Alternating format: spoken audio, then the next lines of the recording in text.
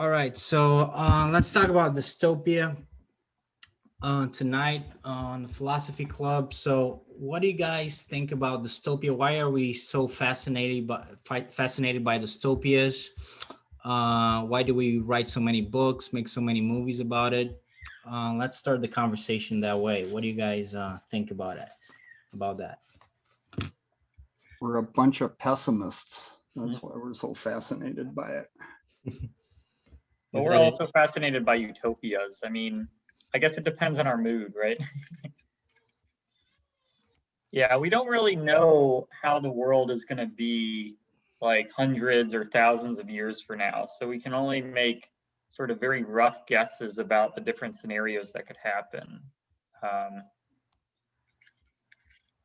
yeah, I guess, I mean, a lot of people are just fascinated by science fiction, right? It's just interesting to theorize about all the different things that could happen.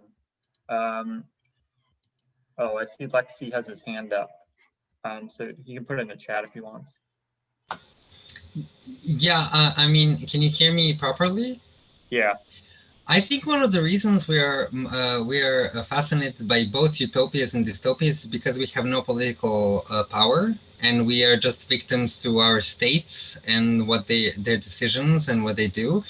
And when we analyze the discourse and the way they're talking and what they're suggesting and the way the things are developing, we tend to extrapolate that into extremes, either the bad ones or the good ones. So I think the dystopias are all the ways that our governments can lead us to misery, as they have been doing for a very long time. I mean, if you look at climate crisis and growing inequality and so on.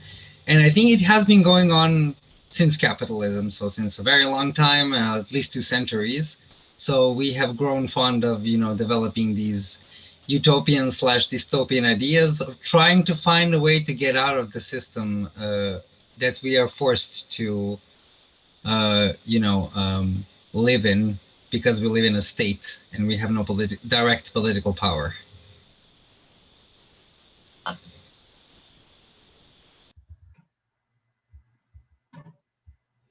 So you think since we don't have the power to act directly, this is our way of making sense of things, to kind of like hypothesize. Yeah, it's basically like a coping mechanism, I think. Okay, that's an interesting idea. Do you guys agree? I mean, the other thing we could. Oh, go ahead, Dick. I think that one of the ways that we help ensure good things or encourage good things for humanity is by worrying so much about the bad things. Does that make any sense? In other words, not utopia, but good things come about because we worry about dystopia. Sense? So because we're worried about the bad things, we kind of like act in a way to prevent them. Ideally, yes. But they're cautionary Not in all tales. cases, but in some cases. They're cautionary tales and morality plays, basically. Which I think is very true of 1984 and Brave New World, where specifically morality plays about directions that Orwell and Huxley saw the society, well, basically England, of right around right before World War II was. Okay. And there's been a ton of them written about, nuclear war-induced dystopias, which is still the one that, in all honesty, I would be most concerned about yet, is that some fool will push a button and that will set off a very bad day for everybody around the world. And then climate change is my second, probably on my list of existential risks, because as some of you know, I've been reading a lot of books about existential threats to humanity, and those are still my number one and number two concerns. Well, in the early 70s, there was a lot of good dystopian science fiction. I mean, that dealt with nuclear war or overpopulation. I mean, all the Planet of the Apes basically was Earth was wiped out by nuclear war and the apes became intelligent. But then you can also look at the Mad Max series, said there the nuclear war that started because of resource depletion. I just want to let you all know, I turned my camera off just because I'm eating, but I'm still listening to everything. Okay, sounds good. Yeah, so we can talk a little bit more about the specific dystopias. We have a lot of time, but so I'm gonna read just this passage so we can start with the Orwellian world and the Huxley world. It's something that Jesse shared in the group, and I thought it was really interesting. So I wanted for everybody to have the opportunity to discuss it. So this is the passage. It's by Neil Postman in a book called "Amusing Ourselves to Death: Public Discourse in the Age of Show Business." So this is the passage. What Orwell feared were those who would ban books. What Huxley feared was that there would be no reason to ban a book, for there would be no one who wanted to read one. Orwell feared that the truth would be concealed from us. Huxley feared the truth would be drowned in a sea of irrelevance. Orwell feared we would become a captive culture. Huxley feared we would become a trivial culture. In 1984, people are controlled by inflicting pain. In Brave New World, they are controlled by inflicting pleasure. In short, Orwell feared that what we fear will ruin us. Huxley feared that what we desire will ruin us. Okay, so this is the passage. So on one side, we have pain and fear as a way to control people. On the other side, we have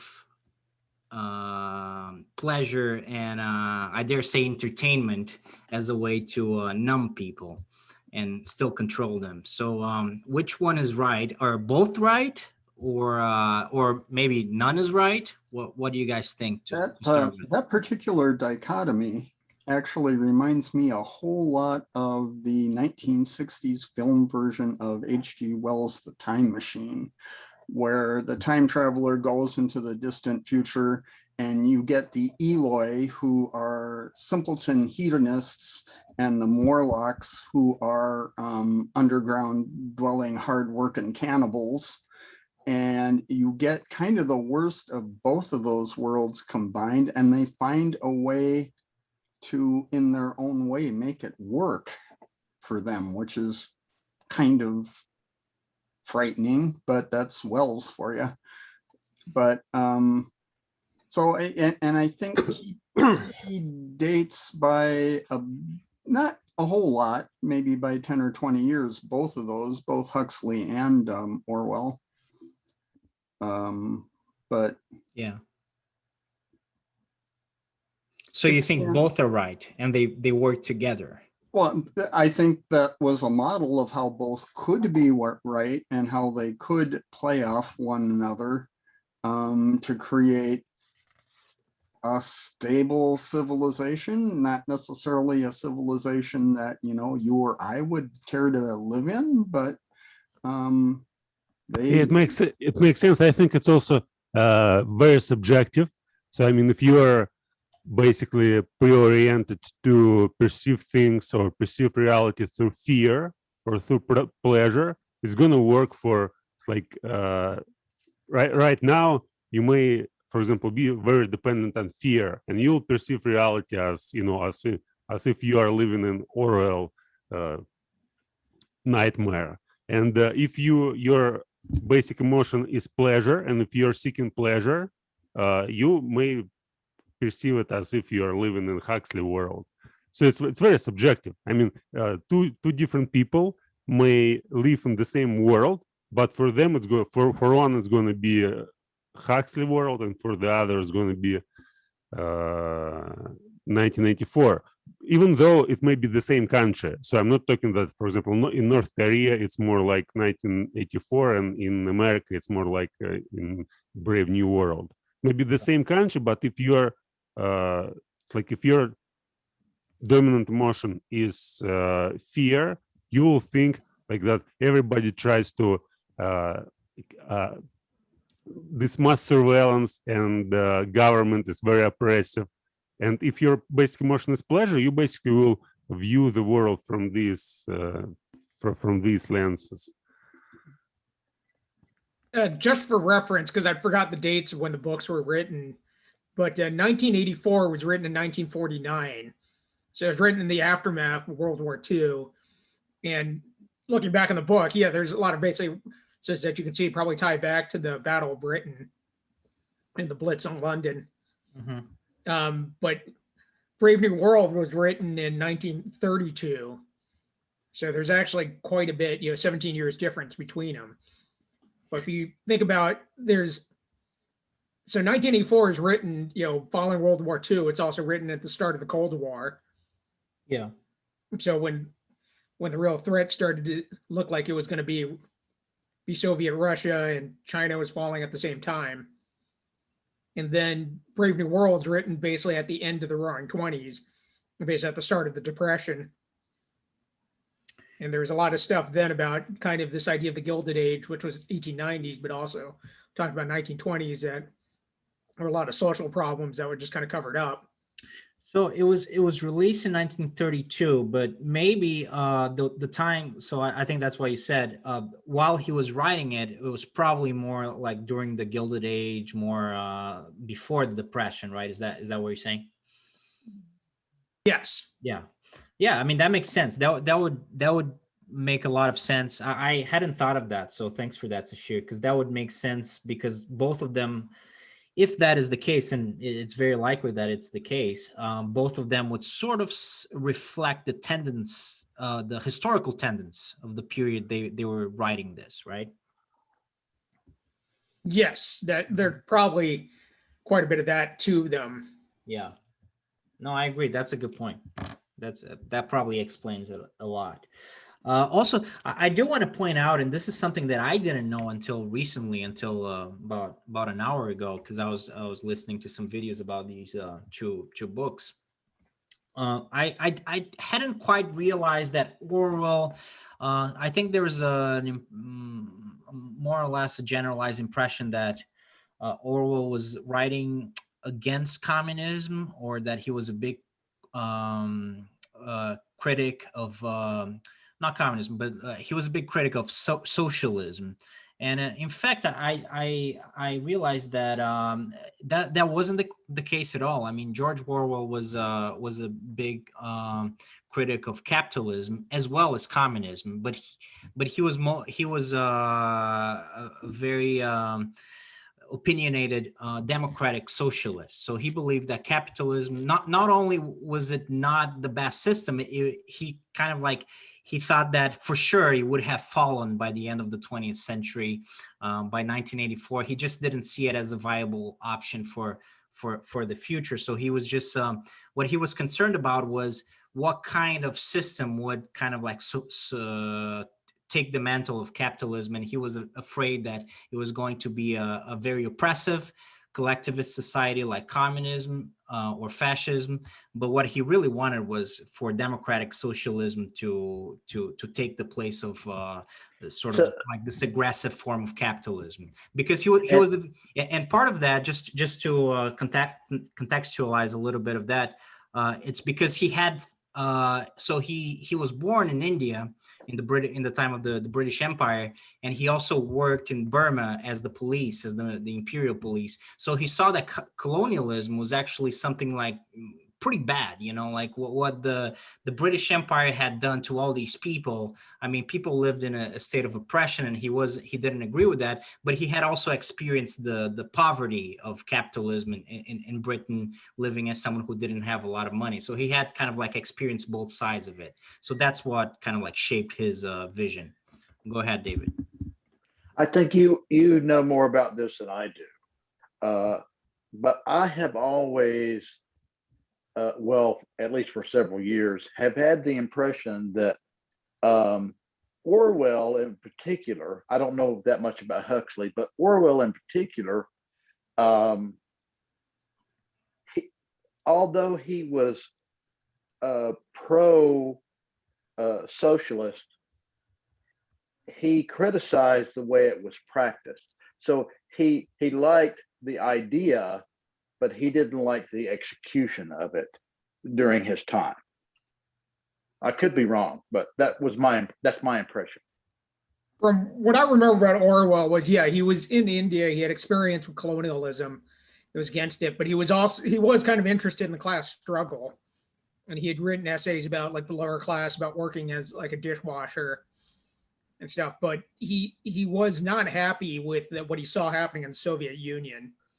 And if you look at Animal Farm, it's very specifically a critique of the Soviet Union, and it's a fairly thinly veiled kind of look at the Soviet Revolution to Yeah. basically the death of Lenin. Well, for sure. Like, so what I'm saying is that he was definitely criticizing the Russian vision of socialism, or how it had crystallized in Russia, right? So but he saw communism. In fact, he was reluctant to say that communism was far left. He argued that communism was far right, because he didn't see it at all as his vision of socialism, which was simply a more collectivist society where people share resources, right? He saw communism, and that was what he was in fact criticizing, as the suppressive form of collectivism that took away all the freedoms that people have, right? So for him, those were different things, and I do understand that. I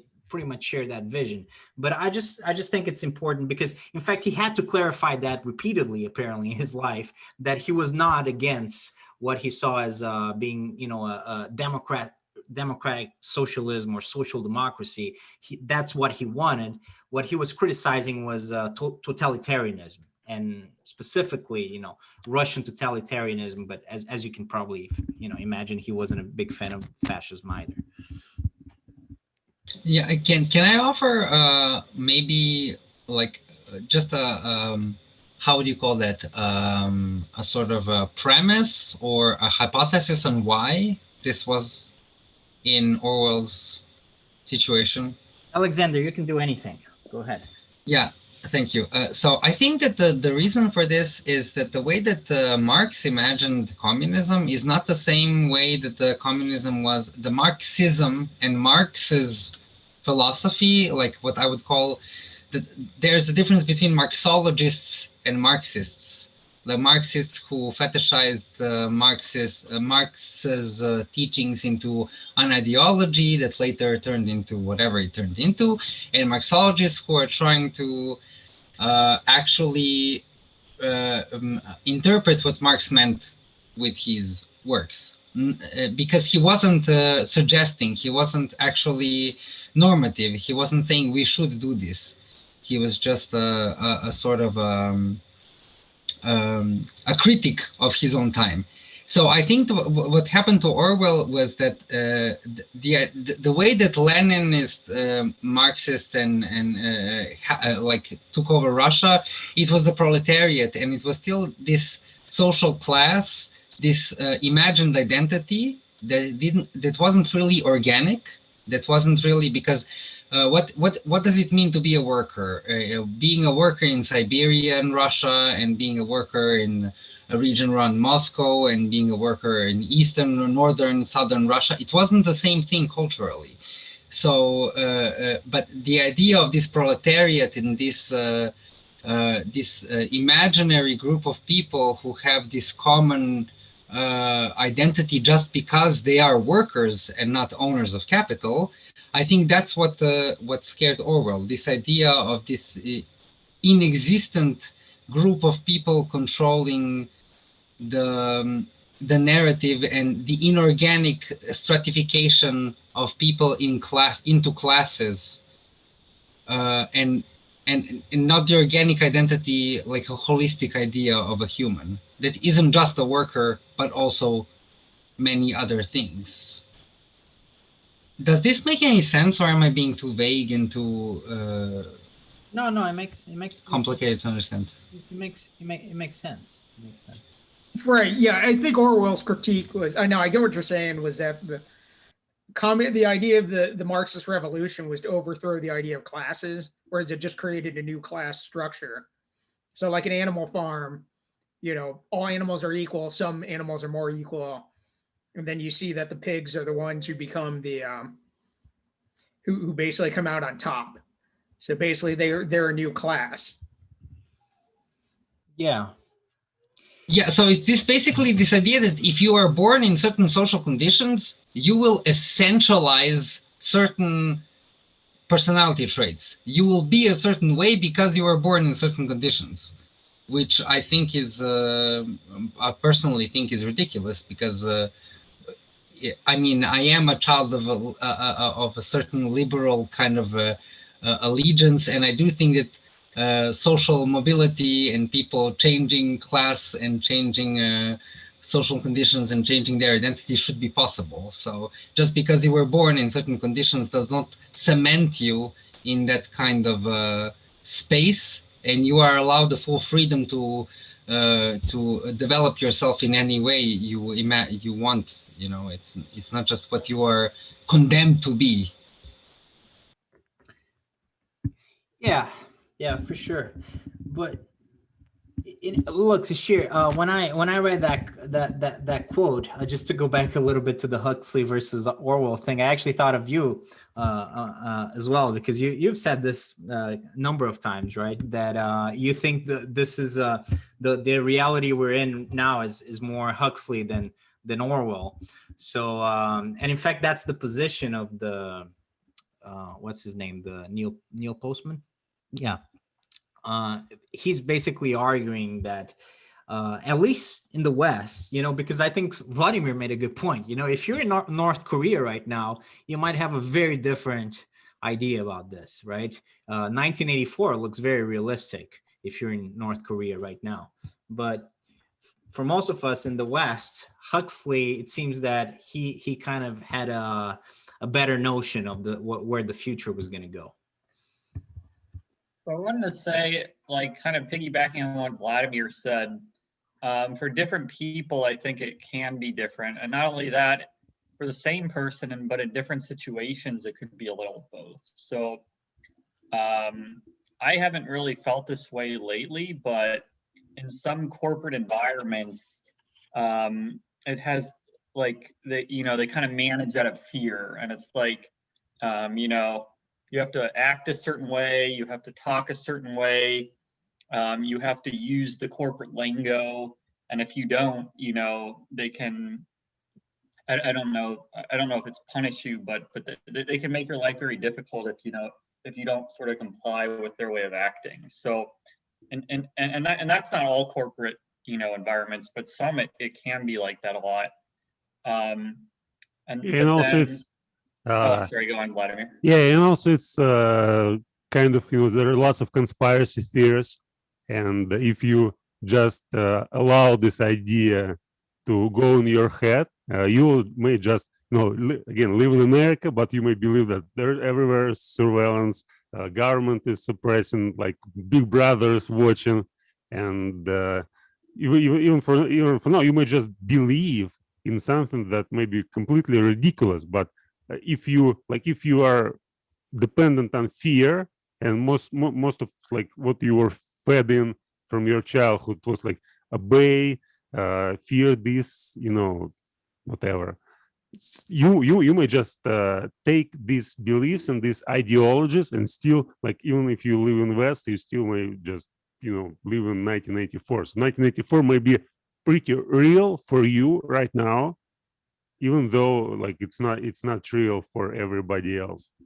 I mean, in Russia, there are many people who believe that it's like we are oppressed by government, and there's no way to say anything.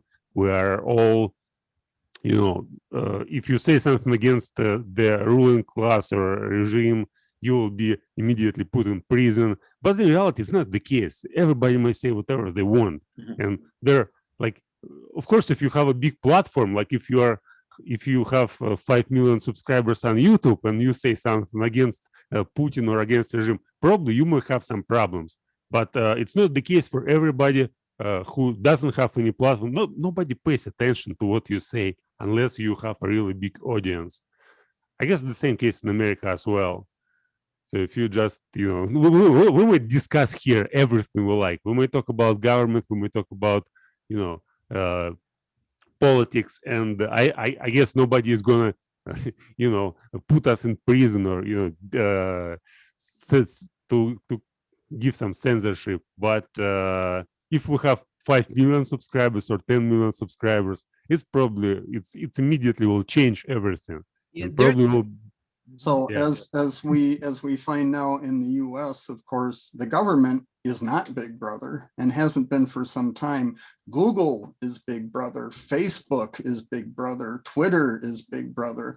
We've let companies, large mega, Apple is a Big Brother, despite the fact that they said they wouldn't be in 1984. They are after a fashion. Microsoft, IBM, you name it. Corporations have become now what it was feared that government was going to be back in the early part of the 20th century. And And we let that happen.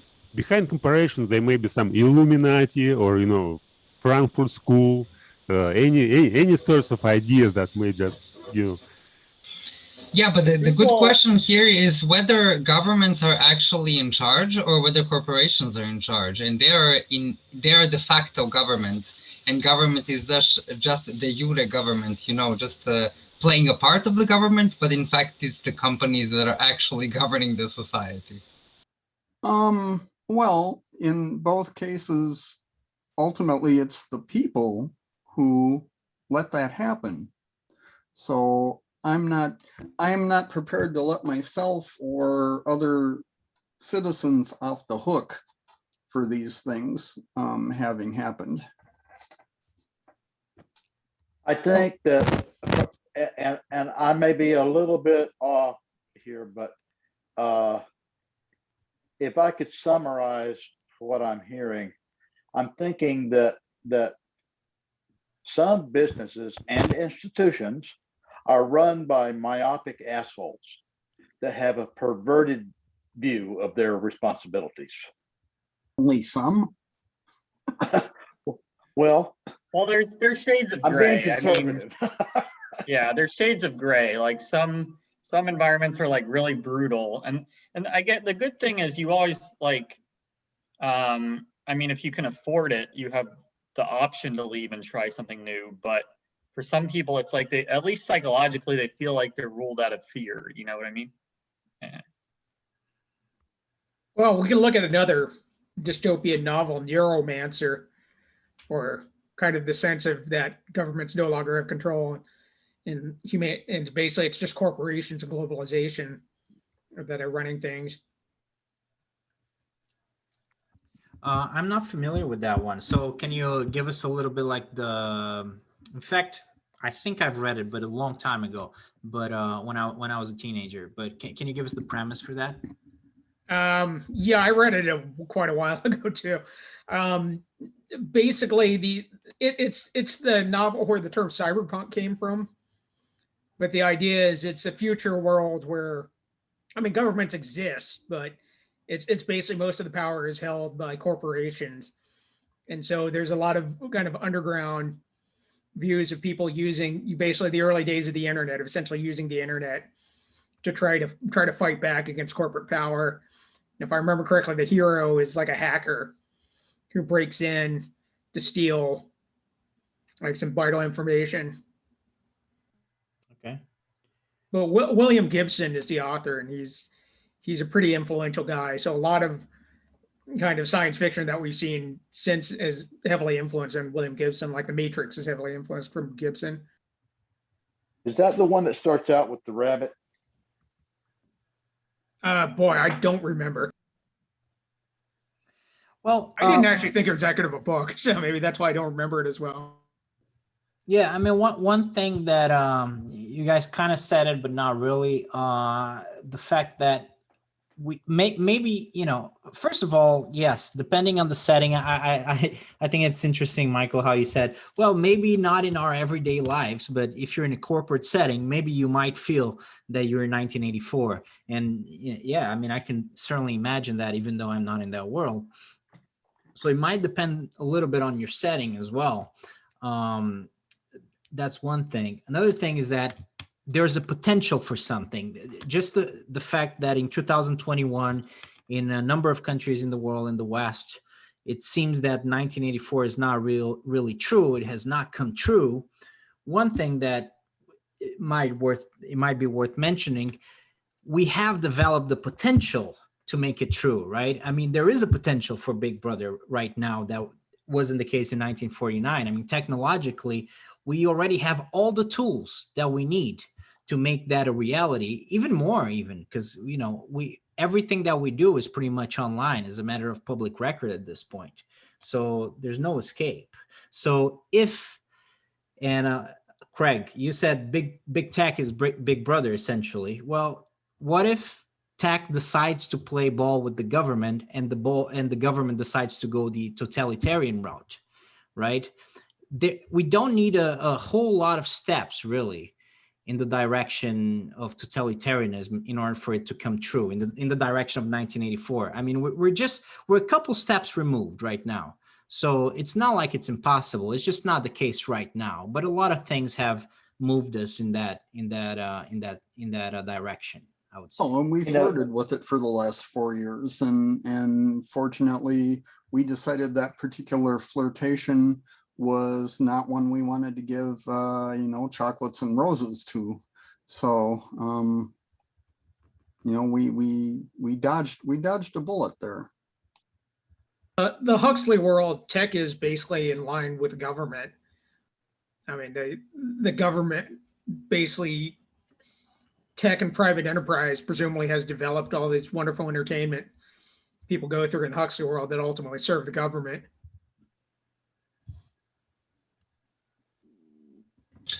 I have a question, and maybe you absolutely are allowed not to go into the direction if this is digressing from the subject. But isn't the politics of the politically correct language both at the same time Huxley's and Orwell's world? If you need any clarification on why I believe so, I can give it to you. But if you already know what I mean, maybe you can maybe respond. just give Yeah, us it depends on which side you're on, right? And one you adore Yeah. it, and the other one you hate it. And if it's So- reversed who it applies to, then if it applies to you, you hate it, and if it applies to the other guy, you love it. That's again human nature, kind of. Yeah, but from my point of view, like it, although I really prefer continental to analytics philosophy, I do think that continental philosophy is misused in many situations to police the language and to say that whatever somebody wants to be called, we need to call them that way, and that way we kind of dilute the political meaning of man, woman, or whatever other word we're using in a political activism language. So that's the Huxley part. But at the same time, the same people that are enforcing this diversity of language are policing others who are not compliant to this kind of language, that they are the enemy, that they need to be excluded, canceled, destroyed, and so on. So that brings us to the Orwell part of the story. Does this make sense now? I understand what you're saying. If we're going to talk about that, I'd throw out another dystopian novel as Atlas Shrugged. In Ayn Rand, yeah, I see Craig throwing up in his mouth because I know Atlas Shrugged isn't very popular in this circle, but yeah, in Atlas Shrugged, Ayn Rand does bring that specific situation up about redefinition of basically traditional roles. I haven't read that one. Can you give us I'm sorry I keep asking you to do this, but can you explain a little bit what that is about? If anybody knows what objectivists are, I mean, objectivists are basically, it's in a very extreme, I don't want to say libertarian philosophy because it's not, it's got a moral underpinning, but it's egoism, extreme individualism is what they preach. And Atlas Shrugged is basically the Bible of that. But the story is not really that important about Atlas Shrugged. It's a rather convoluted story, but it's just about that government. If I understand it, the gist of it is that all of the engineers or many of the engineers, industrialists, and entrepreneurs all got fed up and went on strike. Yes, that they kind of take it's a specific response to communism about what if the idea is those who have, they talk about stopping the engine of the world. And so the idea is that the labor isn't the key to value, but essentially the people who create, the creators, the engineers, the architects, the financial capitalist are the ones who create the value of the world.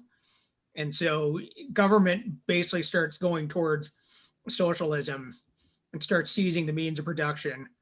And whereas a group of plucky capitalists basically leave and create their own society, they take down the rest of society. Okay, so it's like a capitalist wet dream, basically. Yes, it is. In fact, the where they hide out is literally called the Utopia of Greed. Oh boy. There's not even pretending there. Right. Yeah. There's a strong counter reaction towards objectivism for good reason, I think. But there is actually a lot of good stuff in there. And I think there's definitely good philosophical points. I mean, it's all polemic, but polemic is definitely stuff that I think is helpful in understanding some of these things. So Sashir, why do you make the argument, and it's the argument that Neil Postman makes as well, that in fact we're more on Huxley's camp than we are on Orwell's camp, and how is this true of our world? It's pretty easy if you think about it. Okay, when everyone talks about, okay, I don't want to get the vaccine because they might put a tracking chip inside it. Well, I've got a device here that I can be tracked on. I pretty much carry all the time, and I do it because of convenience. We've essentially, the stuff like, and people voluntarily do this. If I enable, Google tracking or enable my phone to just tell people, yeah, I'm basically I'm allowing myself to be tracked. If I go on to Yelp or whatever and say I'm at the sushi restaurant, well, yeah, I'm basically telling people I'm tracking. I've given up privacy just out of convenience or because I think it's cool. And maybe you guys can tie this in. It's my understanding that in China, there are two things going on right now. There's a large national bank like Bank of America or something like that here, that's everywhere. And they created an app for a smartphone that allowed customers to apply for a loan on their phone. And what was not readily available as information to users was that one of the APIs that this app exploited on smartphones of various flavors was to collect information about how often the person charged their phone. And so there was not cause, but there was more than adequate correlation between people who didn't charge their phones regularly and people who were more likely to default on their loans. So in other words, decisions about loans were being made by an algorithm based on how often the applicants charged their cell phones. And that kind of sounds a little weird to me, but piss poor software is what we call that in the industry. Yeah. The other thing is that I understand that China is toying with a social credit kind of situation where, and maybe some of you guys know more about it than I do, but it's basically, it's like an episode of Black Mirror, where people say they like you and your status in the community as a whole and in the government is based on your social credit. Yeah, to some extent. That's already happening. I mean, the Chinese are far ahead in terms of what they're doing. I mean, I saw this thing once where somebody it basically had jaywalked, and next day he got an email saying he'd been fined, and his Weibo, which is like their version of Apple Pay account, the fine had already been deducted from it.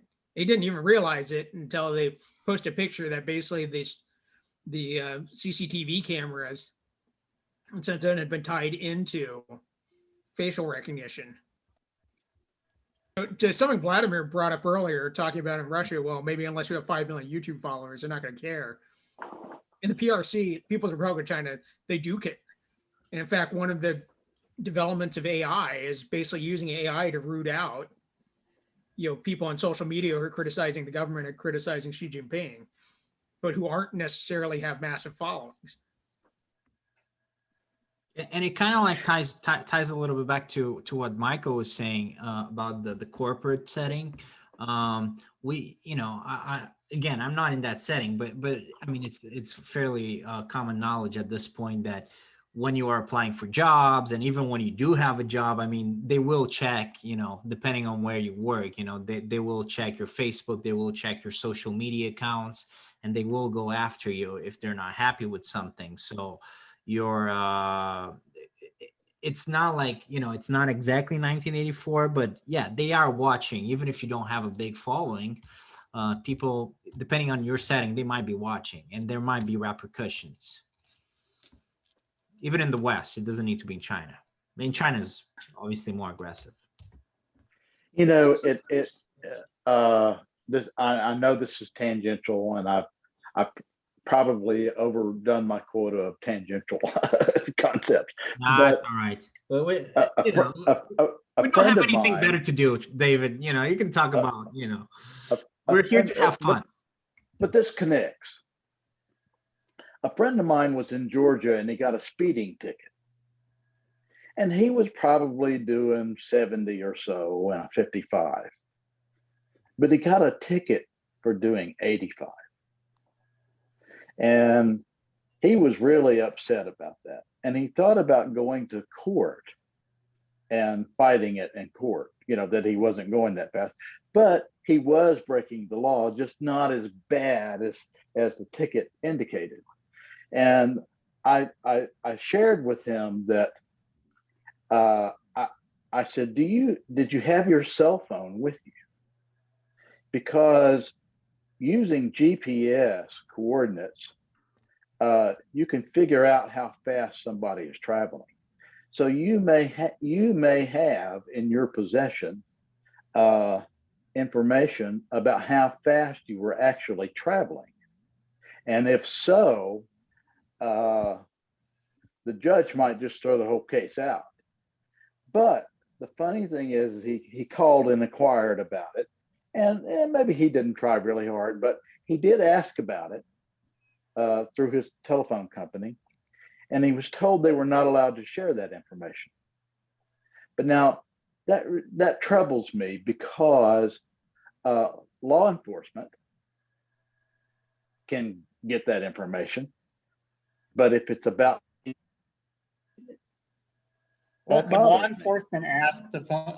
Could law enforcement get that from the phone company? Like, or would it have to be like a criminal matter for them to be able to access that? Well, see, they viewed it as a criminal matter, but he was not able to find out if the information would be useful to him because he couldn't get it.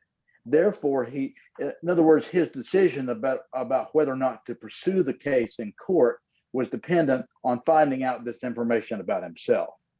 And not being able to do that, he decided not to pursue it. Interesting.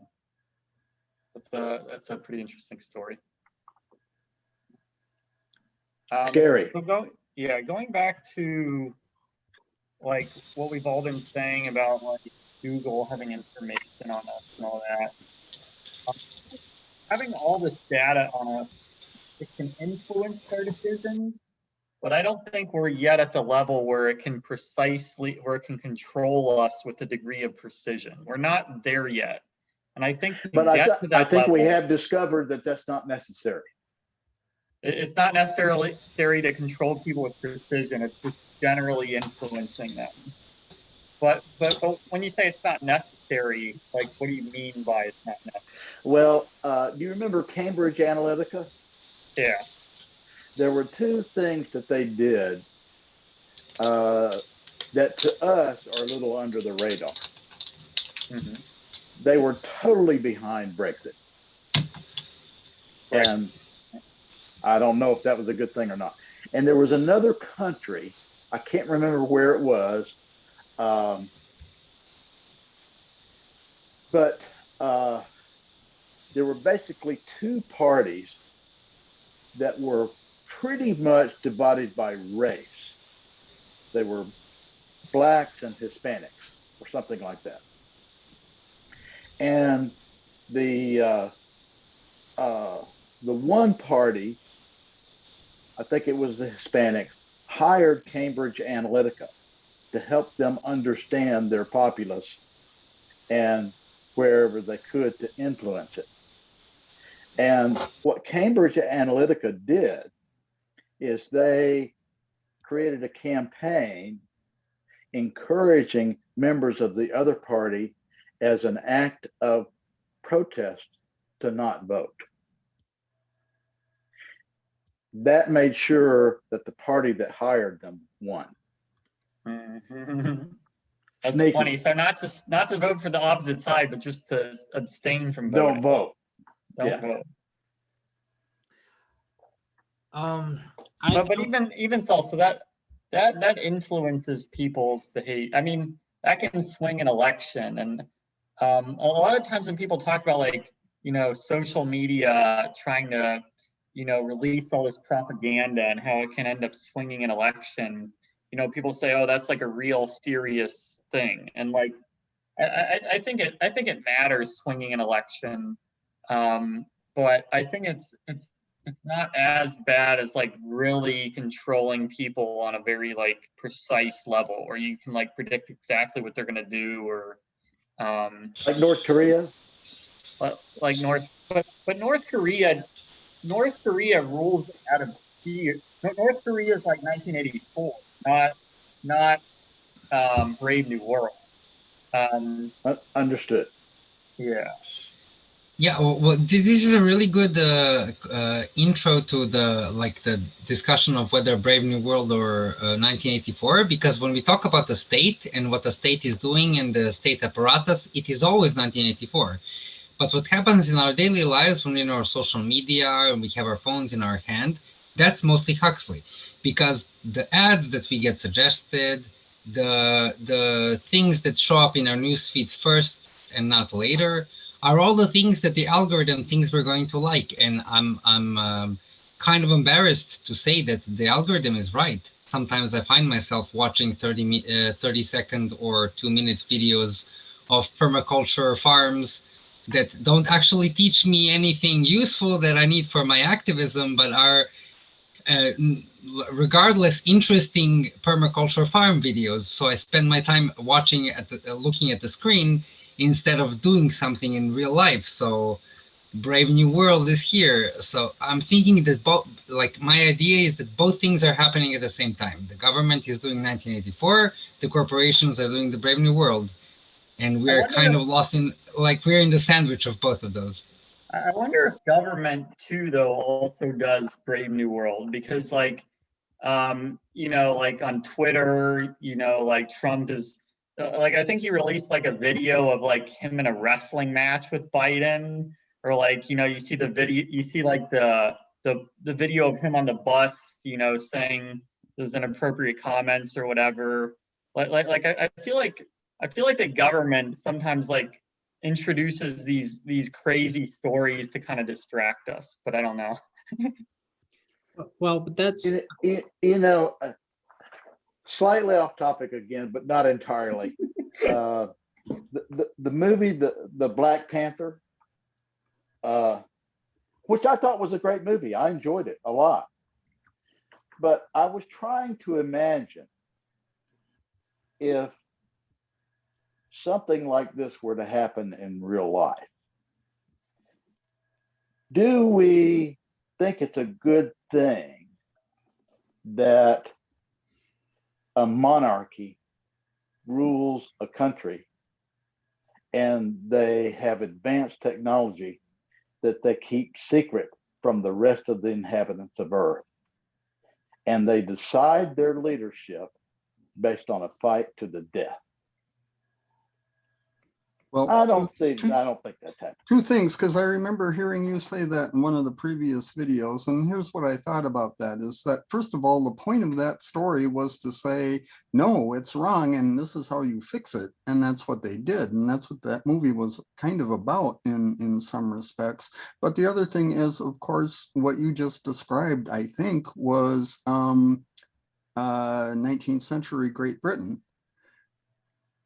in a lot of ways. And they were in that position, and eventually they fell out of it. So I mean, it doesn't last, is I think you're correct. Lesson there. I mean, that's my perspective anyway.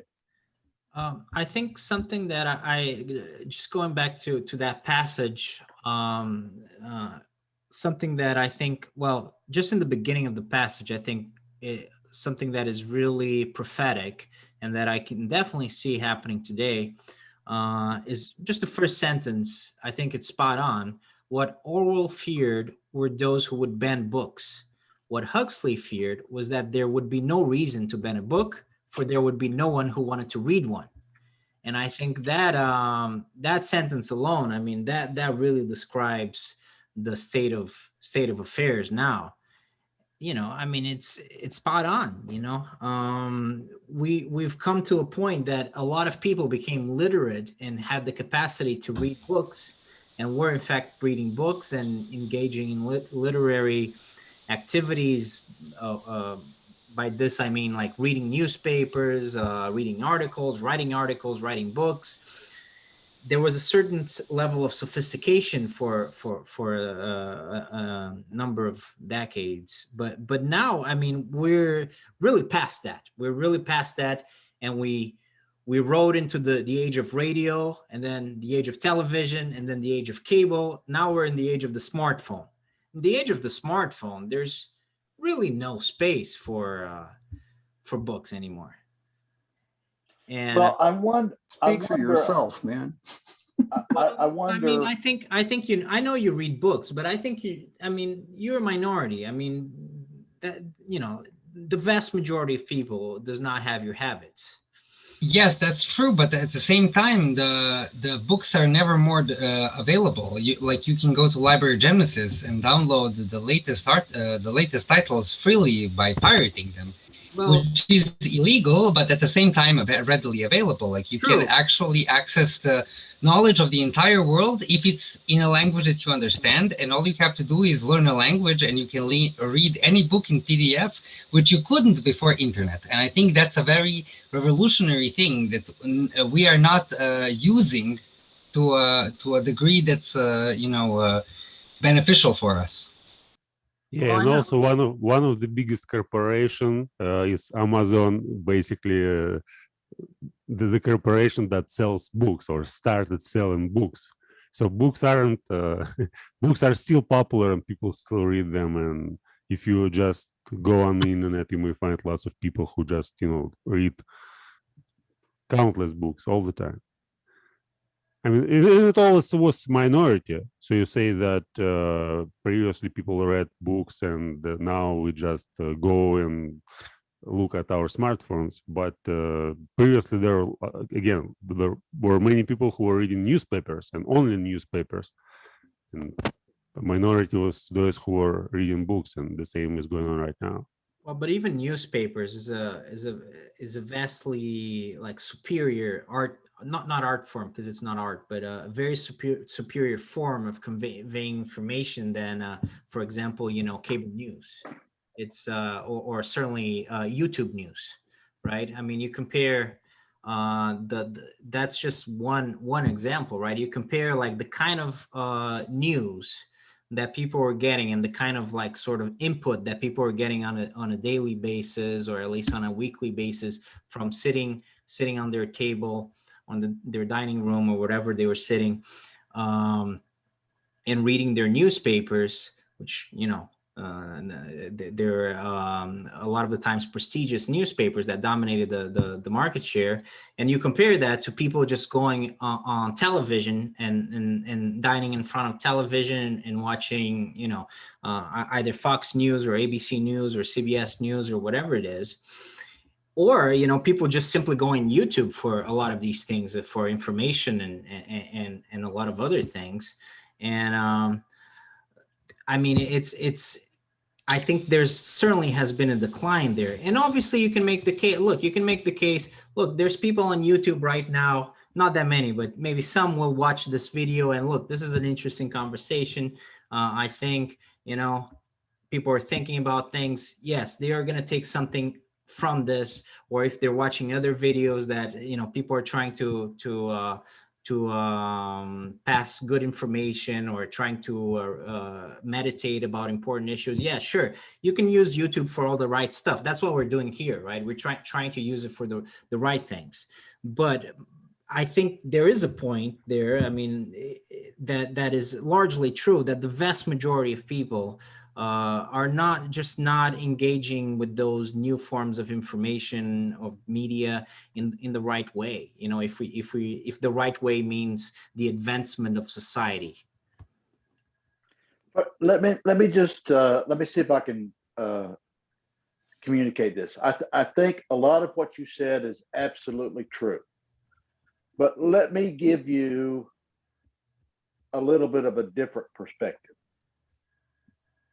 It could be that, you know, at one point in time, in the invention of written language, we made forms in clay and then stone, and later paper was invented and we began to write on paper, and then printing was invented, and so on and so on.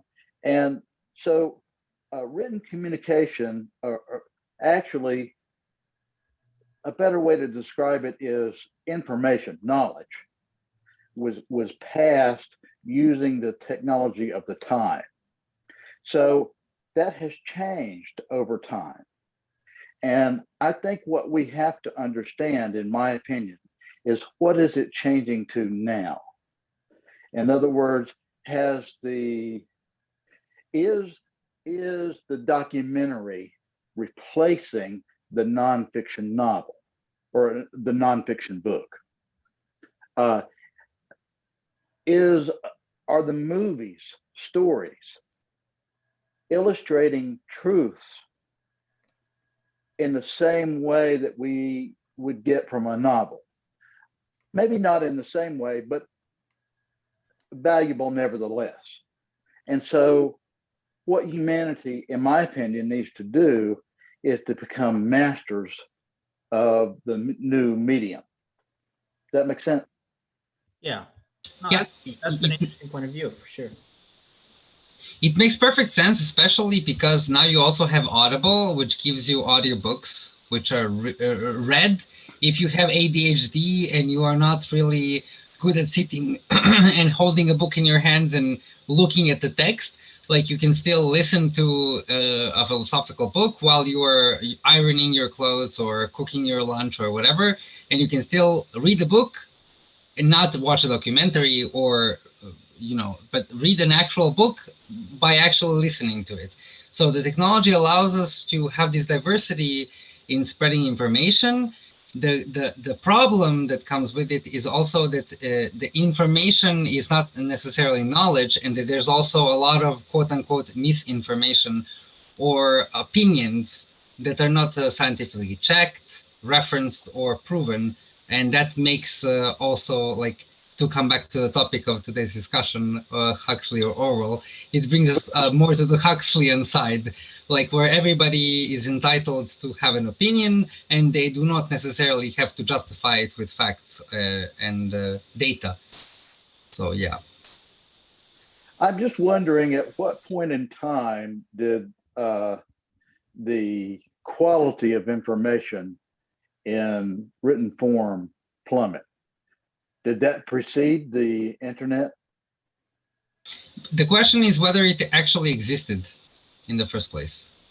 Right. I mean, yeah. Yeah, I think there was one of the dialogues of Plato where Socrates criticizes writing, saying that people rely upon writing too much. Writing's kind of made people's thinking shallow. I'm not so sure it has plummeted so much. Why do you think that it has plummeted? Well, I'm just trying to respond to the point that was being made, as I understood it. That's all. I think one thing to think about is we're kind of idealizing the idea of books, yet books, I mean, not all books are about, weighty issues like history or philosophy or science. I mean, there's a lot. Let me put it this way. People wrote books and articles about crappy stuff many years ago. And I am the first to admit that there are some things that I get from books that I don't get from watching a documentary or a fiction movie. And there are some things I get from watching those that I don't get from a book. Is that fair? Yeah, Absolutely. that's And completely fair. Yeah. it kind of goes back to the thinking fast, thinking slow model, where you read books are thinking slow. Consuming audio and video is thinking fast. And thinking fast is not just emotional reflex responses. There are other ways that one thinks fast, and there are other ways that one thinks slow. And that's why I like books, because I like to think slow. Well, I'm a tortoise. it's always that, yeah, the book is better than the movie. Yeah, I mean, we don't. It's not necessarily. There is a. If you're going from a society that reads books and reads newspapers, writes articles, I think that form of communication in general and acquisition of knowledge, I think that's a superior form than what came after, and certainly than what we have now. That doesn't invalidate all the good things that we have now, because we certainly have good things. I mean, just this alone, the fact that we can have a podcast, we can talk about these things, we can get together, even though we're not in the same place, have discussions that interest us and listen to things that, are similar, and that we acquire value from. I mean, all of those things are amazing. So I think that all of those things are true. Like, but the question, essentially that I'm asking is, or that the author was asking that passage, or that what he was stating is that in general society has deteriorated in this sense. And a lot of what Huxley predicted, that we would be sort of ruined by our desires, has in truth come to pass to a certain extent. And that doesn't really mean that everything else is true or is not true, but as a general rule, yes, I think we have to acknowledge that there is an element of that, and the interesting thing to talk about in this discussion is to what extent this has happened, and ask the questions that we are asking right now and trying to answer them, trying to make sense of it. But I think we are really fooling ourselves if we don't think that there has been that to some extent society hasn't deteriorated intellectually, because it certainly has. Yeah, I think I want to go back. Last sentence. Sorry, Michael, I didn't mean to interrupt. People can't really even engage with each other like they used to. They have to look at their smartphones in every minute or every couple minutes. I mean, the fact that we're having a conversation now and we're just focusing on each other and what we're saying, and we're this kind of flow. I mean, this is not. You go to a restaurant, people don't even do this. They look at their smartphones half the time. So I'm sorry, Michael. Go ahead. Oh, no, it's all good. But yeah, I was going to go back to what Lexi said about the state kind of rule is more like 1984. I think that's starting to change, because if you watch the presidential debates, if you watch the debate between Trump and Biden, the whole thing was like a soap opera, right? They were each just calling each other names, just shouting. It's almost, yeah, it's almost like a form of entertainment, right? Politics has sort of become a form of entertainment more so. So I think, yeah, that's starting to change.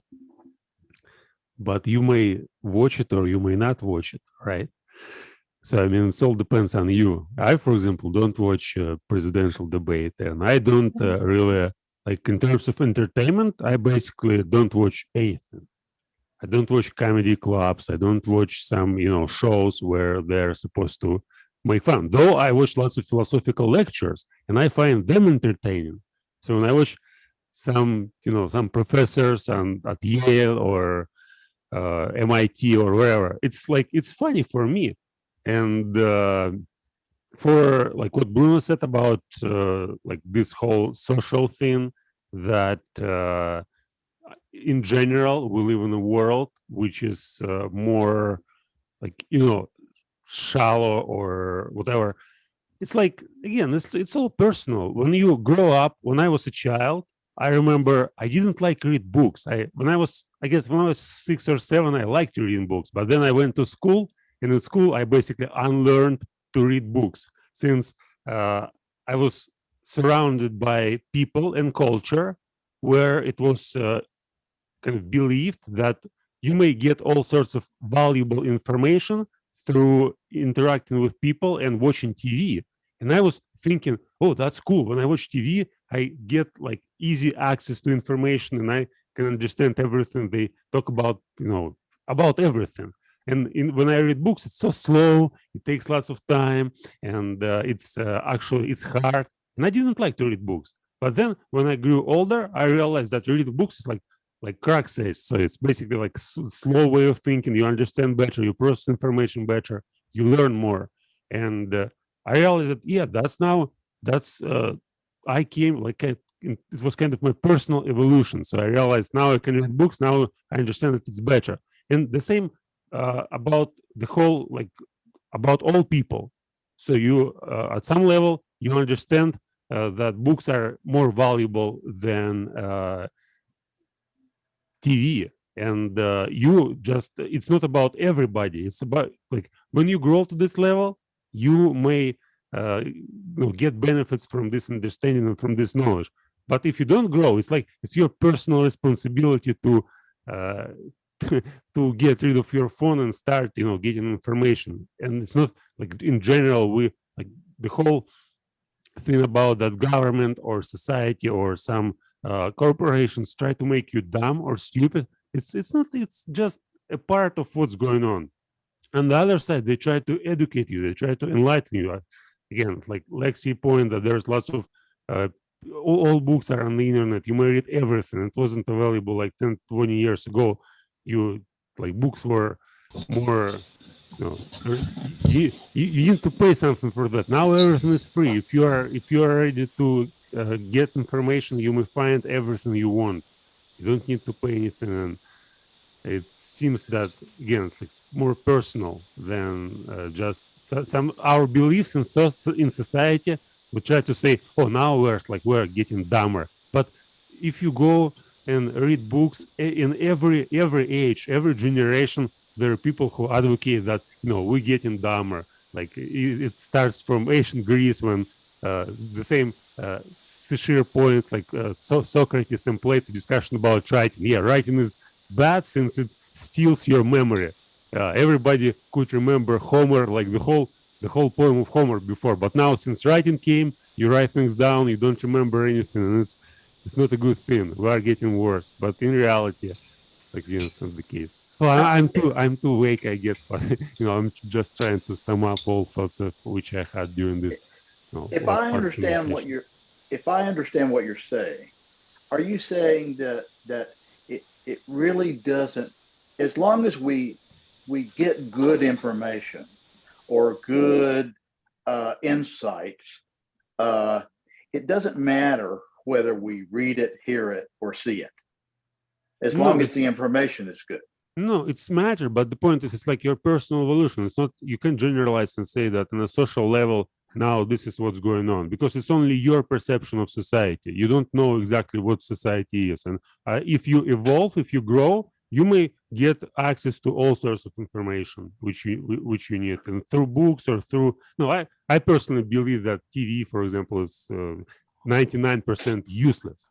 So you can't get any information from TV, but you can get information from the internet. Totally unlike published work. But on the internet as well, if you, it's like if you get information on the internet, it doesn't mean that you get a valuable information. The same with books. There are 90% of books, they're just crap. So you and they designed to make you dumb. Like people who write these books, they basically write them to get profit. They don't write them because they have some valuable ideas or some knowledge which they want to share. It's basically another form of business, right? And but if you know what you're looking at, saying, but I don't know if people read crappy stuff because they're dumb, or if they're dumb because they read them. I don't know. Well, think about the popularity of like Harlequin romances or like Pulp Fiction novels. I mean, I don't think it's less about what is a medium. And I think it's like Vladimir said, it's more about the quality. And I think this idea that somehow we've gotten dumber because of the internet, I'm not exactly sure that's true. Our culture is getting coarse. I mean, I'm not sure either. I really don't know, but I do know that all of my life, magazines that cater to the shallow and ignorant and uninformed or whatever have been on display in the checkout aisle at the grocery store all of my life. Occasionally you'll see something there that looks interesting, but usually not. Now, one of the things, I don't know if you guys know this, but publishing companies buy that space. And that is one way that they have an influence over culture, in my opinion. It's not that it's not dishonest, but it's, well, some of it's dishonest. But yeah, I also think that it depends on whether you process the information mindlessly, when you just consume and you don't think, don't reflect on what you get, or you try to think about books which you read or about stuff that you watch on the internet. So by thinking, I mean, you just, okay, I watched this movie. Why did I watch it? What it makes me, feel? How, like, what was the idea? The same with books. Like, why did I read this book? What I got through it? What, like, again, what the author wants. Why am I watching this bad shoot 'em up bang bang for the fourth time? So I think what Vladimir, I guess there's this competition where on the one hand, we're thrown so much information. On the other hand, we try to, maintain an awareness, understand what's happening, so that we're not overwhelmed with all information. So it's kind of like a battle, right? The question is, will it ever get to the point where we're no longer able to win that battle? I guess right now we can put up a fight, like when we see some crazy ad or something, we can maintain a self-awareness, like, okay, I understand what they're trying to do to me. They're trying to get me to buy that thing, blah, blah, blah. But will it ever get so sophisticated that we just can't win that battle? Well, to a certain extent, I understand what you're saying. To a certain extent, if we look at if we consider for a moment advances in communication technology, we went from the telegraph to the cell phone, radio, the TV, and the internet, and all of that. To me, we're not going to be able to stop that. I mean, realistically, advances in communications technology have been going on for so long. The train has already left the station. We're not going to be able to pull the brake. It's going to happen. And so to me, even though I still find tremendous value from reading books and all of that, for the quantity of consumption of the masses is going to continue to gravitate toward television and the internet. And to me, our success as a species depends on people with good ideas mastering that medium. Yeah, if I can add to this, I think it's really important to understand that, yes, absolutely, the technology is here, and we are, in a sense, victims to this technology, in a sense that it's here, and we are kind of forced to use it because if we want to stay connected, we have to have social media. Nobody can survive without internet and an email account nowadays, even though 30 years ago it didn't exist even. So there are these revolutions that we have to adapt to. But what coming back to books that I didn't read, but I still heard a lot about, I think the both of them deal with the loss of individuality and loss of freedom in society, not community. And I think that both main characters from both books deal with this being alone. The only sentient being in the book that understands what's going on around them. But this conversation that we're now having proves that in real life it's not like that. Like, you have a lot of people who are willing to question things and to talk about things and to stay quote unquote awaken to the what's going on around us. So like, if we can go back to the topics of the books, I think we should also analyze the individuality and the fact that both of these characters were trying to, like, were the antithesis to the world they were in, and they were trying to bring back the freedom to this society, to these societies, again, not communities, but societies, like institutionalized, practically religions of how the world is, that they try to change. So I guess what I'm trying to add and where I'm trying to steer the conversation is community and talking to each other and questioning the reality of where we live in, a good antidote for both 1984 and the Brave New World, like not to end up in either of those situations. Well, at the end of 1984, the guy says he loves Big Brother, so it's ultimately he loses. Just as he's getting shot in the head. Go ahead, Craig. So just two misconceptions I'd like to correct. One is we did have email 30 years ago and something similar to what the internet is now, although obviously not as sophisticated.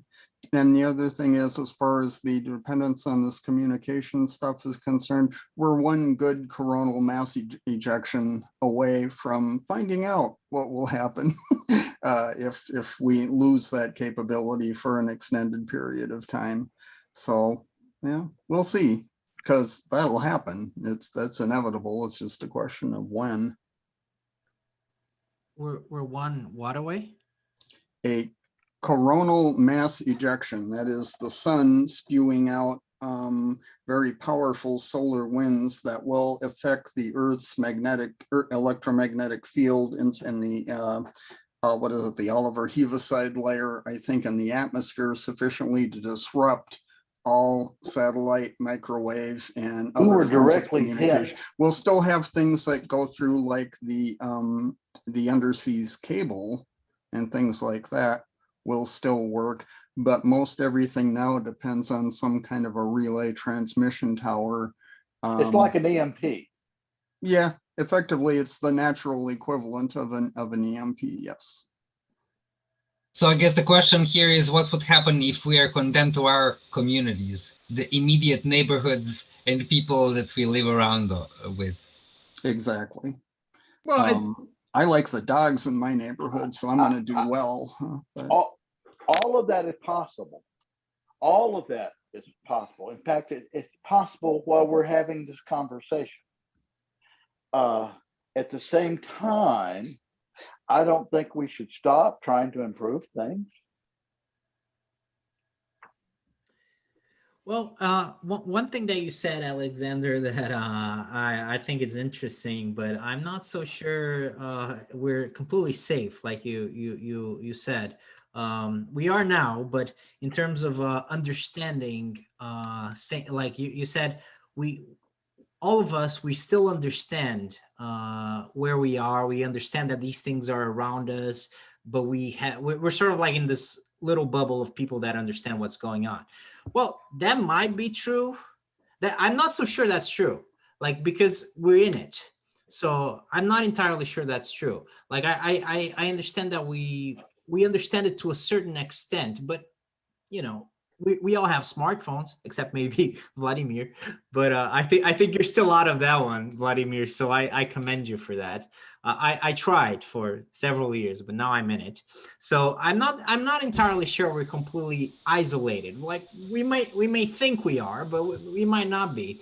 And certainly, and this is something that somewhat bothers me. It's the notion that, everybody here, we have a certain age, that allows us to, we all grew up in a time that these things were not the case, right? And now they're the case. We can make that distinction very clearly because of our age, because we've lived before to understand this. But the next generation is not going to have the luxury. They're going to grow up with these all of these devices, all of this technology. They're going to grow up as cyborgs, with the person and the smartphone. They're not going to be isolated enough. If we're not isolated enough, maybe Vladimir is, because he's still not on the smartphone world. The rest of us, I think, we're not truly isolated anymore. And certainly the next generation is not going to be. They're not even going to understand a world without smartphone. They're not going to understand a world without social media. They're just not going to have that awareness. And I don't know what's going to happen, but I mean, it's certainly the case that they're not going to have that awareness. Yeah, I stand corrected. You're absolutely right. I said we understand, but what I meant was we have a hunch, like we have a gut feeling. I think it's biological because regardless of when the children are born, they're still gonna numb on their toes and put random shit in their mouth because that's human biology. And I really hope that this tendency to freedom and self-actualization is going to keep us from both 1984 and Brave New World, because if you look at any mammal and animals, like there is this instinctive need of self-actualization and freedom that permeates everything. And even when someone is completely immersed in this world, they still have this gut feeling that something is wrong, and they will go to a psychiatrist and take Valium, and they will try to medicate or get addicted to things and so on and so forth because of this feeling that something is wrong. But I am pretty certain that there is a biological resistance to any of these dystopias that we are talking about today. I'd like to bring a provocative question. It's like we are talking that these dystopians like 1994 and Brave New World, they're kind of bad. But what exactly do we fear? Like, why we are afraid of living in these kind of worlds?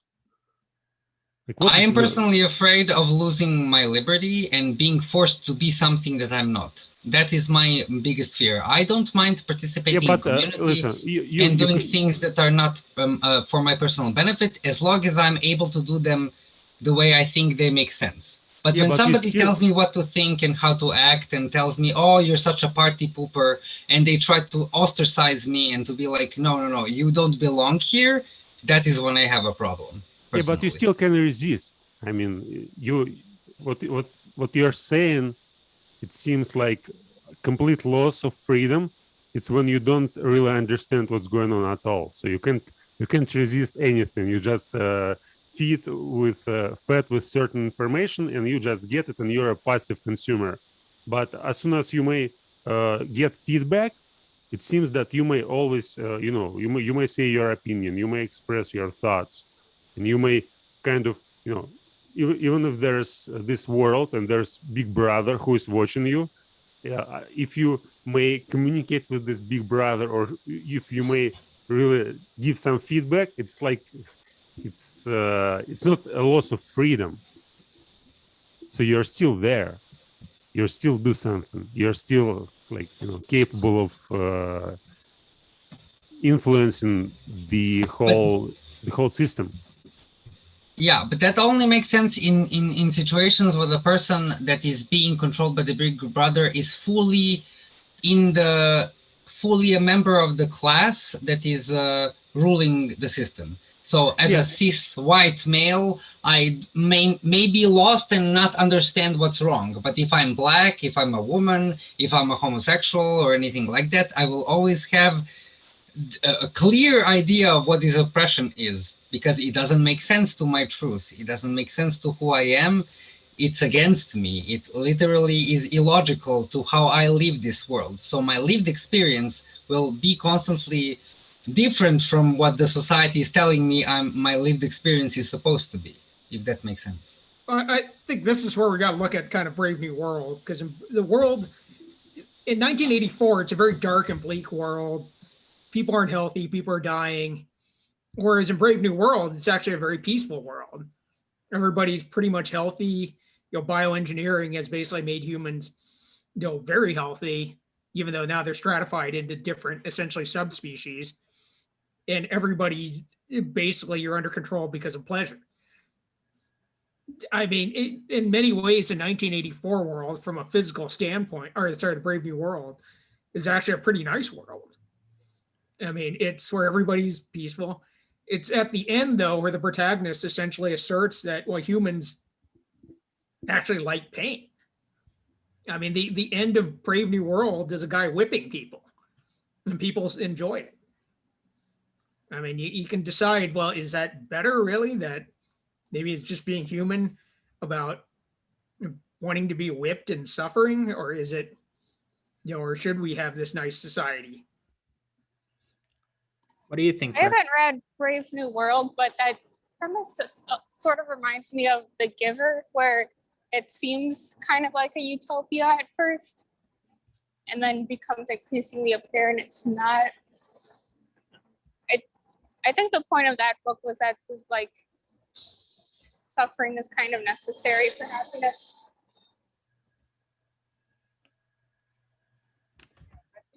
The question is it suffering or is it struggle? Both, but I mean, many philosophies teach that suffering is essential to the human experience. Is that term suffering into truth? Go ahead, Craig. Okay, so here's what I think about dystopias in general and why they bother me, is because all of them are basically become self-reinforcing feedback loops, and they put civilization and culture into a period of stagnation from which there is little chance of escape. And effectively, once a civilization finds itself in that kind of stagnation, it's kind of like looking at, say, the heat death of the universe, is that we've kind of entropied ourselves out and we have no place to go after that, in which case we might just as well all die off because we're not going to do anything anyway. I like my cultures to have some form of dynamic to them, which means either external or internal drivers of change to them. And dystopias and utopias, for that matter, in general, tend to put themselves into that narrowing in, stagnant, going to never change kind of condition. And I find that to be very disturbing and very upsetting thinking about that. It's not just only stagnant, it's also idealistic. So this is the best form of how it may be, right? Well, yeah, but those are in mathematics what we would call local extrema as opposed to global extrema. And the fact is that once you find yourself down the well of a local extremum, it's very, very difficult to dig your way out to go and try to find something better. I mean, there actually physicists and mathematicians have been looking at that sort of thing since probably the 18th century. And we see it in physical models, but I tend to think some of those are applicable to cultural and social models as well. So how do we help? How do we help? How do we help prevent that downward spiral? Keep kicking your society in the ass, basically, to get it motivated. People don't let people become too complacent about, I hate to say it, but this is one of the things that causes me to rag on Pinker and his thing, because I think people who buy into his arguments too much are people who are liable to become complacent, and that concerns me. And when he was younger, he wasn't like that. He was an ass kicker when he was young. And I wouldn't be here if I had become complacent. Can you? Well, what do you mean by that, Craig? Like, what are you referring to? So, because I don't know, like, I'm not sure what you're referring to about Pinker. Like, what? Oh, about Pinker. Well, again, those it's about this book that David and I have been having, I think, a minor bit of a disagreement about for the past few months. That is about the is Enlightenment Now book, where it is chock full of graphs and arguments that things are so much better today than they were before. And I will be the first one to say, yeah, there's been considerable progress. But as we discussed previously, does that mean progress is inevitable? And I say, I have a completely different answer to that question. No, it doesn't, because it requires. I never made that claim, right, and neither does Steven Pinker. I'm not. I think you haven't. I'm less sure about him. No, I don't know whose mind you're reading, but it's not mine. No, he said. I don't claim to be reading your mind. Although sometime I'm going to have to give that an opportunity. So, because that's one of the things I'm learning how to do these days. But what you need are iconoclasts and disruptors in every society. And they don't even have to point you in the right direction. They just need to help you not get stuck in the rut that you're in now. That's black swans, as Talib would write in his book. And I really dislike Talib, but he does have some worthwhile ideas. Well, kind of like one of the cool things about these dystopias is that we do learn a lot from our mistakes, like when you're learning anything, like when you're learning sport, for example, you learn from your mistakes a lot more than you learn from your victories a lot of the time. And sometimes, like, for example, World War II kind of showed us that, and the whole experience of fascism, as a general rule, we kind of got the point that, at least for a while, I don't know if it's going to last forever, we kind of got the point that was not such a great idea, that stuff like fascism, National Socialism is probably not going to lead to great results. Any sort of, nationalism on steroids. But, a lot of people had to die, had to suffer for that, right? So communism was the same thing. I don't think a lot of people these days really think, there are certainly people out there that do, but I don't think a lot of people think like there used to be, that, communism is such a great idea. But a lot of people had to suffer and die for that to happen, for people to acknowledge that. The cool thing about the dystopias is that, well, the world, like, and this is kind of like an answer to your question, Vladimir. I personally, I don't want to live in a world that looks like 1984. I would certainly dislike it a lot. I mean, the world that Orwell is presenting to us, is the reason why it's so bleak and so terrible, is because he's trying to make a point. He's trying to make the point that, this is not a world when you're always watched, and when we lose our individuality, is not a world that we want to be in. And that's the value of the book, that people are still discussing it, including ourselves to this day. We didn't have to live through 1984, right? But we are all familiar with it, and we can learn from the experience in a way. And same thing with Huxley. I still think that for the West, Huxley is a little bit more of it describes our world a little bit better. But we also, and this is like replying to Sashir real fast. I think Sashir, we like always like, we don't really take these pills all the time to make us happy, but there are other things that have replaced these pills. In fact, some people actually do take pills, like it's on the rise, the Valiums and everything. You go to psychologists, you get, or psychiatrists, and you get a happy pill.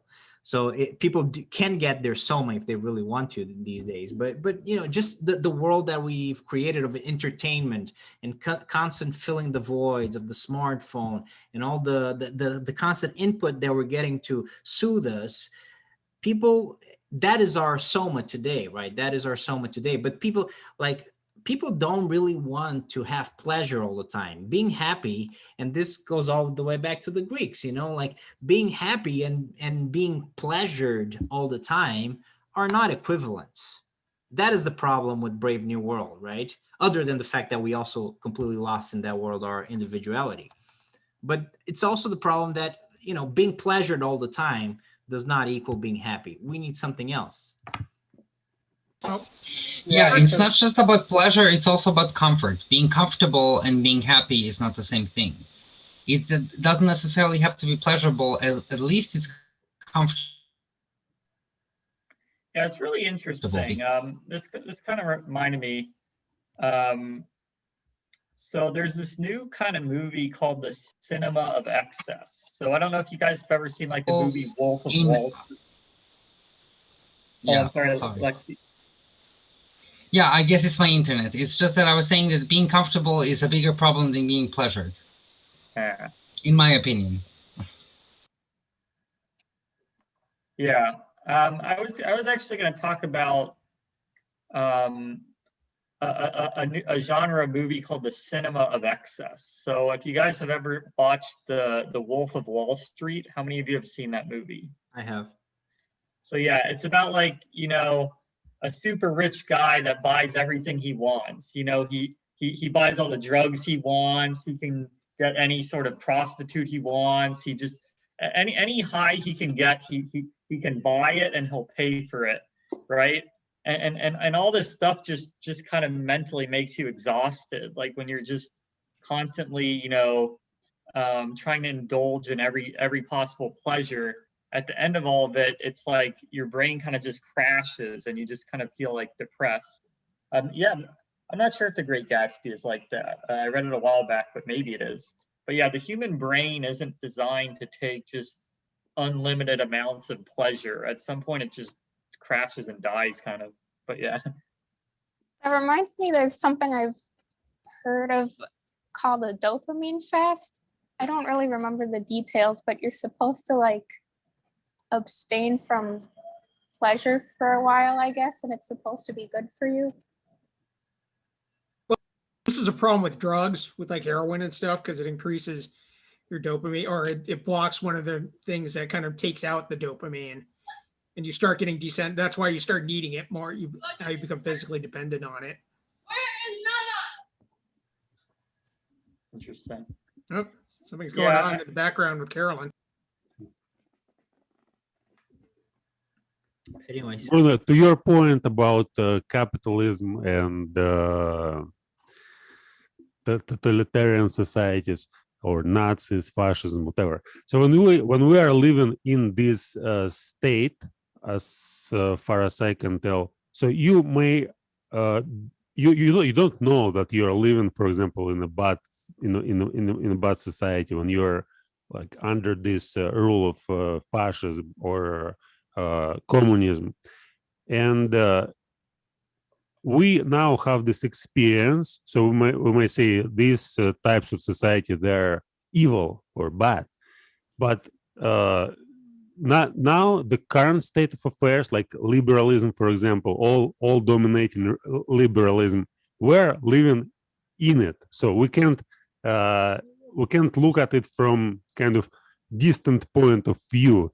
And probably what's going on now it's from some higher perspective, it's as bad as communism or fascism, but we just don't understand it because we are just part of the system, and we think that this is what's going on is good. This is better than it was under other regimes.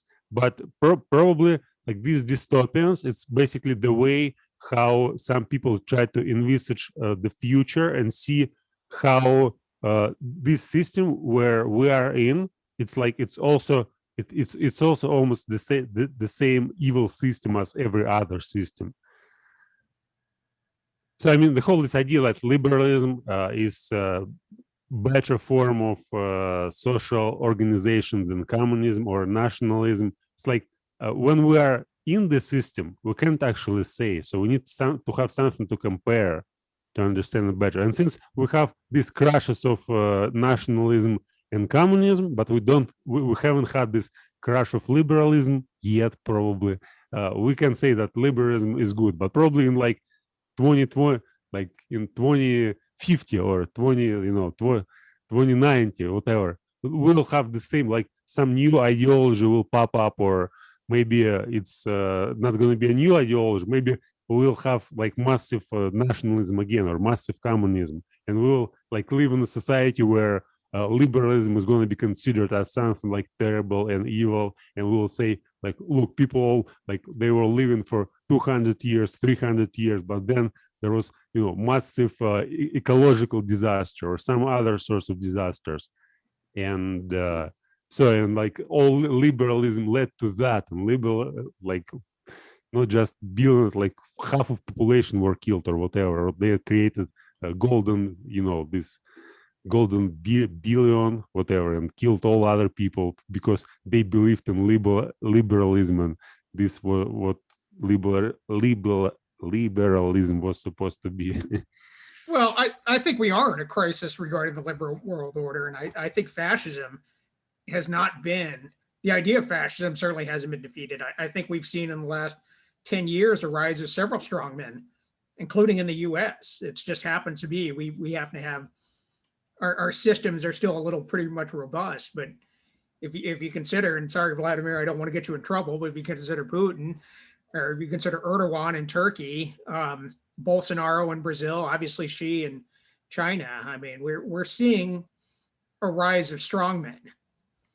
And in terms of that's directly almost a response to some of the issues about globalization, in particular a response towards this idea that kind of national borders in low cultures seemingly are under threat. And that's why xenophobia and nativism is such a big feature of all of these.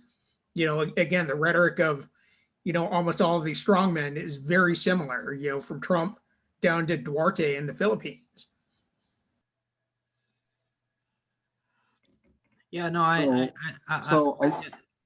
I was gonna say I agree with you, Sashiri. I mean, when I say like we learned, is not that. Yeah, I mean, I certainly agree with you that we haven't learned that well. I think we learned some things, but obviously, with this resurgence of the far right, I mean, we maybe we just started forgetting. But anyways, go ahead, Craig. No, I'm thinking about all these different isms and how and when they all go off the rails, and how pretty much all of them winds up as a failure at some point. One has to consider the thing that they all have in common, and that is people. People are not, we ain't good at coming up with ways of managing ourselves that are capable of satisfying all of us and all of our diverse needs. And I actually question whether we can get to that point. And as long as we still keep coming up with isms, and isms are basically ideologies of some kind or another, we're going to have people who say, my ism is better than your ism, so everybody should follow mine. And, yours is bad, so I guess we're going to have to kill you. I mean, it's a long, sad history of humanity. And that's why, if you want to call me a cynic, feel free, although I tend to use cynic in the term of in the sense of Diogenes rather than in the sense of the modern day interpretation of cynic, but because I'm basically a dog. But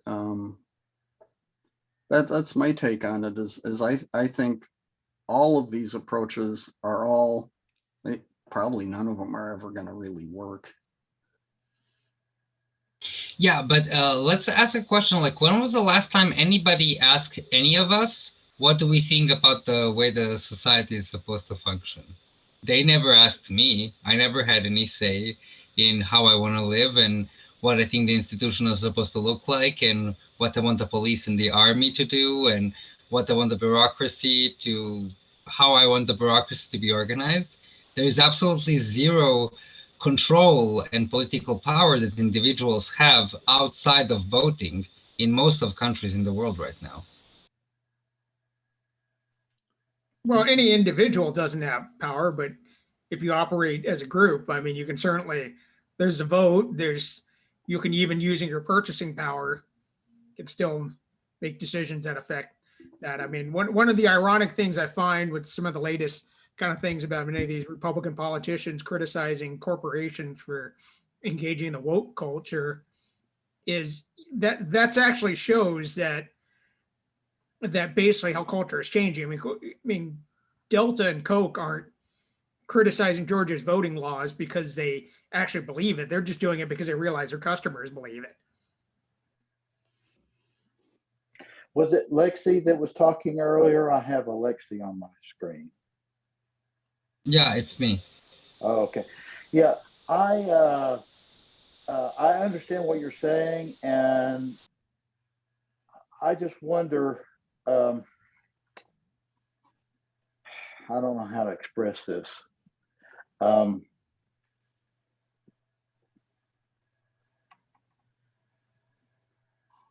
I wonder at what point does you guys go on. I don't know how to express it. Okay. You sure? Yeah. All right. Yeah, I don't know. I think, I mean, yeah, I mean, in terms of the I think, yeah, I mean, but look, Alexander, I think representative democracy, I mean, it has never really been different, right? I mean, that's just kind of the name of the game, right? And that's something that about the system, and I think now maybe there's a little bit more of a pushback from people, but representative democracy was always about, you choose a leader and he'll make decisions for you, right? It's just, it's how it works. I mean, the individual person, if you're not in the circles of power, has never really had that much power. The mob has power. When you get people together, it's a mob. A mob has a certain power, right? A mob, if it gets even strong enough, can start a revolution at times. Look, the Trump people and the QAnon people, they wanted to, I don't know if they wanted to, but they were kind of like, they went to the Capitol and it was sort of like a little pathetic coup that didn't really go anywhere, but it could have gone somewhere. I mean, that's an example of, a mob doing something, but the individual has never really done anything. It's about powerful people. Powerful people make decisions, and you get, at least now in representative democracy, you get to choose sort of which powerful person do you want to represent you, which is a lot more than in other regimes. Yeah, I absolutely agree with that. And the thing is that I know that that's the way the cookie crumbles, and that's what we are condemned to. But then again, we are the ones who still choose to vote. We are the ones who still choose to participate in capitalism. We're the ones who never try to organize outside of a mob, as you said. But the problem with the mob is that the mob is effective, and the mob is very emotional, and the mob isn't rational and does not sit down and talk about the way forward. Every mob only wants to destroy the current system. The mob isn't capable of thinking of new ideas. But if you actually ever spent, like, I'm an activist, I've been an activist since 2009. And if you actually go and spend time with people that you're trying to help in relatively quiet and calm situation, not in a mob doing protests when people are throwing tear gas at you, but while, for example, you're helping them clean their neighborhood, or you're holding some kind of workshops, they will tell you very smart things and they will have very useful insights, but nobody ever asks them any questions and nobody ever wants them to participate in the decision making process. And what I'm saying, like, I may sound like an anarchist, and I am an anarchist, but unlike most anarchists, I'm not like smash the state. I'm like decentralize the state. Just let people on the local level choose for themselves and try to think up of creative solutions themselves. And do not come and say like, hey guys, we know how to solve your problem. And the people are like, wait, you don't even know what the problem is. You're just, you just have your opinion about what we need, but we actually know what we need, not you. That's when the villages got urbanized and the agriculture became industrialized and all these things. I'm sorry, I'm like digressing now, but nobody ever asks the people anything, right? And people isn't stupid. People aren't stupid. It's just that they're they're not even motivated to think. They're just motivated to follow rules. And then we ask ourselves, why are people not politically active? Why are people acting stupid and so on? Because people are never motivated to have opinions and to, think themselves, right? Alexander, I got a question for you since you're French. What did you think of the Yellow Vest protest? Yeah, I'm Serbian, but I live in France, and I was here for Yellow Vests, and that's the exact. It's not really mob, but it's a smooshed. Like you had extreme right and extreme left, but both were on the liberal side of things.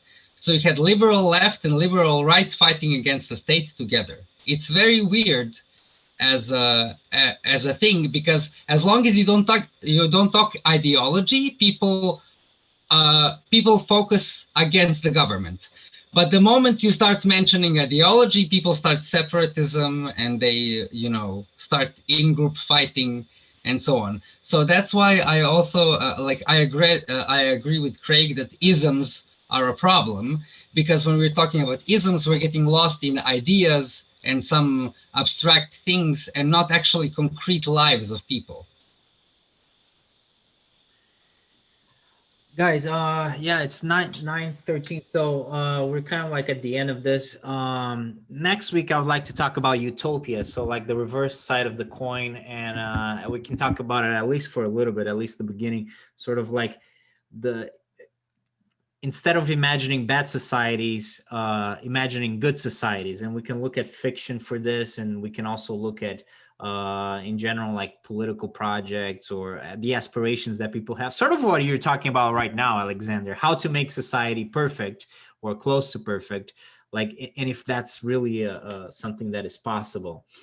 So we're actually, we start touching on it, but we can continue next week. But before we end, like I always ask you, like, do you guys have any thoughts that weren't expressed that you guys want to talk about still? This is going back to a lot earlier in the conversation, but someone said something about there being a correlation between how often you charge your phone and loan payments or something. Mhm. That was David. Why would those be correlated? I guess people that charge their phone a lot, maybe they're like responsible people or mindful people. They want to get ahead of it and make sure their phone doesn't run out of battery, so they're always prepared. Whereas someone who doesn't do it as often is kind of less mindful, or and maybe for that reason they'd be less likely to pay back. I don't know, their debt or whatever. Actually, I probably assumed, perhaps incorrectly, that what happened was that this bank, whatever their name is, actually looked at their successful loans and their non-successful loans, and were able to use this app somehow to see a correlation. I don't know if that's what happened, but that's what I thought.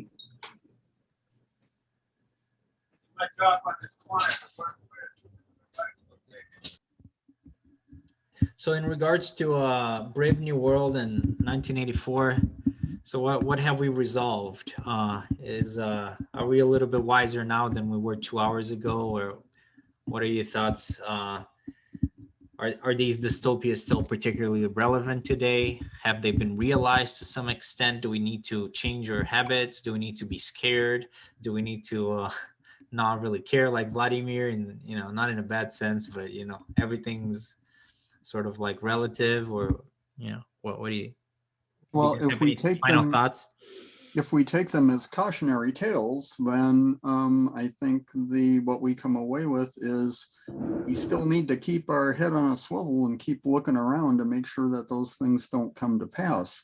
Whether they have come to pass now or not, I think we can probably safely say no. But can they come to pass? Maybe. And how do we keep them from coming to pass? Well, we first need to be aware of them so we can look for them and keep them from coming to pass. And that's what this does, is it raises the awareness in our minds that if we put our heads in the sand and don't look around at things, things are going to happen to us rather than us doing things for ourselves. Generally, you have to be aware of a problem to avoid it. Yeah, I think you guys are definitely right about that. I agree. That's how you avoid it. Well, we've been talking about dystopias in terms of government control, but I think there's another dystopia that's possibly more likely, and that is a dystopia of a breakdown of society into factionalism, and I think that's a real worry.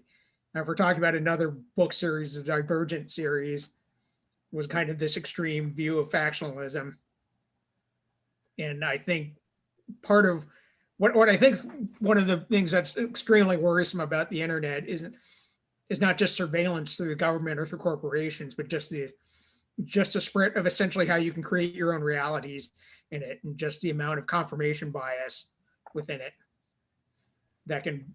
And I think that's definitely a dystopian society of just where there's no real an agreement about really what is society now, where it's just broken into factions, is one that I think Silo.